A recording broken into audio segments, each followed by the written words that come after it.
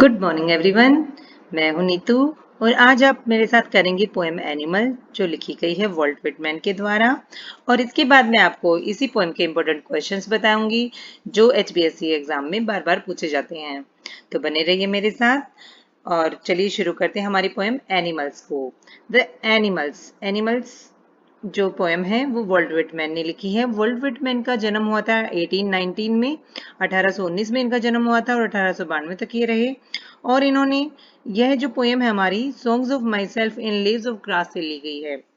तो चलिए स्टूडेंट्स, इसमें पोइट क्या कहता है इसका एक बार हम मेन आइडिया पढ़ लेते हैं। इस पोएम में जो पोइट है वो रहना चाहता है एनिमल्स के साथ। उसे एनिमल्स ज्यादा अच्छे लगते हैं बजाय ह्यूमंस के। यहाँ इस पोएम में पोइट जो है वॉल्ट विटमैन वो एनिमल्स की कंपैरिजन ह्यूमन से करता है और बताता है कि किस प्रकार से एनिमल जो हैं they are better than humans. तो let's read the poem. The poet tells us what that he feels more at home with animals than humans whom he finds complicated and false। तो कहता है poet हमें बताता है कि वो किस प्रकार से ज्यादा comfortable feel more at home means होता है to feel comfortable with animals than humans. Humans की बजाय वो एनिमल्स के साथ ज्यादा कंफर्टेबल फील करता है जिनको वो ह्यूमंस की बजाय यानी ह्यूमंस जिन्हें वह पाता है ज्यादा कॉम्प्लिकेटेड और झूठा पाता है उनकी बजाय एनिमल के साथ रहना वो ज्यादा पसंद करता है। आई थिंक तो क्वेश्चंस बनता है स्टूडेंट्स कि who is I in this poem. In lines में हु इज आई। आई कौन है? तो I think means poet thinks. I stand for poet. I think I could turn and live with animals. तो जो poet है वो किसके साथ रहना चाहता है? और तो वो कहता है कि आई कुड टर्न, मैं सोचता हूं कि काश आई कुड टर्न, काश मैं मुड़ सकता और लिव विद एनिमल्स, एनिमल्स के साथ रह सकता। They are so placid and self contained, वे कितने शांत और अपने आप में मस्त रहने वाले होते हैं।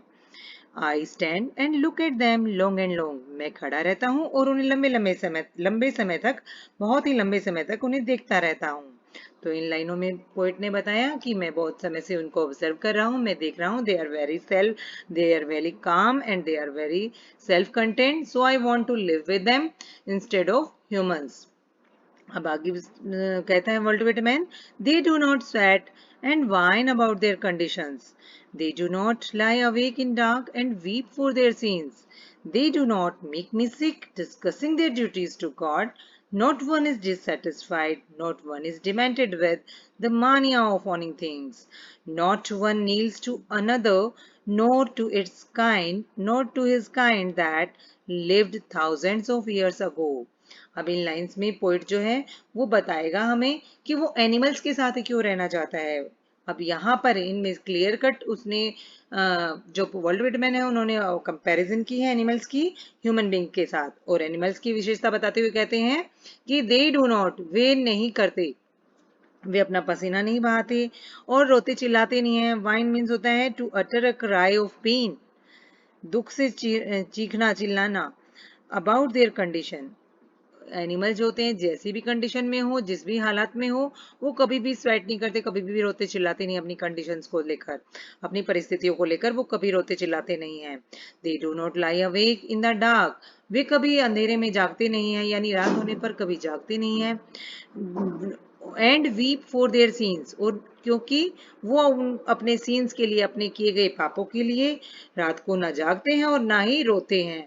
They do not make me sick discussing their duties to God। और फिर पोएट हमें बताते हैं कि वे भगवान के प्रति अपने कर्तव्य के बारे में और बातें करके मुझे मेक मी सिक, मुझे बीमार नहीं करते, मुझे परेशान नहीं करती। नॉट वन इज डिससेटिस्फाइड, उनमें से कोई भी डिससेटिस्फाइड नहीं है, all are satisfied. Not one is demented with mania of owning things, और ओनिंग थिंग्स यानी चीजों को अपना बनाने के पागलपन के पीछे कोई पागल नहीं है। वो जो लोग हैं, वो जो एनिमल्स हैं, वो चीजों के पीछे नहीं भागते, उनके पास जो है उसमें मस्त रहते हैं, सेटिस्फाइड रहते हैं, ना रातों को जागते हैं और ना ही अपनी कंडीशंस, अपनी परिस्थितियों के बारे में रोते चिल्लाते हैं। Not one kneel to another, कोई उनमें से एक दूसरे के सामने झुकता नहीं है, अपने घुटने नहीं टेकता है। नो टू हिज काइंड, ना ही अपने जैसे दूसरे लोगों के सामने जो lived thousands of years ago, जो हजारों सालों पहले उनके पूर्वज हुए थे, उनके सामने भी, अपने एंसेस्टर्स के सामने भी वो कोई झुकाव प्रस्तुत नहीं करते, उनका भी पूजन नहीं करते हैं। बट ह्यूमंस डू, लेकिन हम इंसान तो करते हैं अपने पूर्वजों की पूजा। उसके बाद पोइट कहता है कि नॉट वन इज रिस्पेक्टेबल और unhappy over the whole earth, पूरी अर्थ पर कोई भी जानवर ना तो रिस्पेक्टेबल है और ना ही अनहैप्पी है। All are equal, all are happy, so they show their relation to me. और इन्हीं विशेषताओं को देखते हुए पोइट को लगता है कि दे शो देयर रिलेशंस, इस प्रकार से वो दिखाते हैं उनका रिश्ता मेरे साथ, एंड आई एक्सेप्ट देम, और मैं उन्हें स्वीकार करता हूँ, मैं उनके साथ अपने रिश्ते को स्वीकार करता हूँ। क्यों? They bring me tokens of my self. अब पोइट कहते हैं कि अतः वे मेरे लिए अपने संकेत देते हैं। टोकन्स मीन्स होता है साइंस, चिन्ह। वे मेरे लिए अपने संकेत देते हैं। दे एविंस, वे शो करते हैं, स्पष्ट रूप से दिखाते हैं। दैम, उन टोकन्स को एविंस करते हैं प्लेनली इन देयर पोजेशंस, जो क्वालिटीज मुझे अच्छी लगती हैं, जो मुझ में है, वही क्वालिटीज, वही टोकन्स, वही साइंस वो क्लियरली उनके पोजेशंस में, उनके अधिकार में दिखाते हैं। आई वंडर, मैं हैरान हूँ, where they get those tokens, कि उन्हें ये सब चिन्ह, ये सब साइंस कहाँ से मिले, ये सब विशेषताएं उनके अंदर कहाँ से आई। Did I pass that way huge time ago, क्या मैं बहुत समय पहले वहां से गुजरा था। एंड नेग्लिजेंटली ड्रॉप देम, और मैंने लापरवाही से उन टोकन्स को वहां छोड़ दिया। तो इन शब्दों के साथ वॉल्ट विटमैन जो है वो अपनी पोएम को खत्म करते हैं। अब वॉल्ट विटमैन के बारे में देखिए स्टूडेंट्स क्या लिखा है। Walt Whitman 1899 to 91 is a major figure of early American poetry. In the age when all poetry was rhymed and metrical, Whitman made a break with the tradition and wrote a revolutionary new kind of poetry in free verse. अब this poem is of free verse. आप देखेंगे इस poem में किसी भी line की जो rhyming scheme है वो आपस में मैच नहीं हो रही। It is called free verse poem. जब पीछे वाले जो वर्ड है उनकी साउंड दूसरी लाइन से मैच नहीं करती है, तीसरी से भी नहीं कर रही, चौथी से भी नहीं कर रही, तो it is called free verse poem. He was non conformist in all respect including his social life।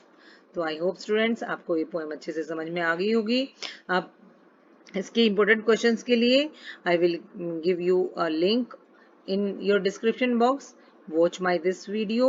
I have made important previous year question answers on the poem Animal. In this video you can watch that.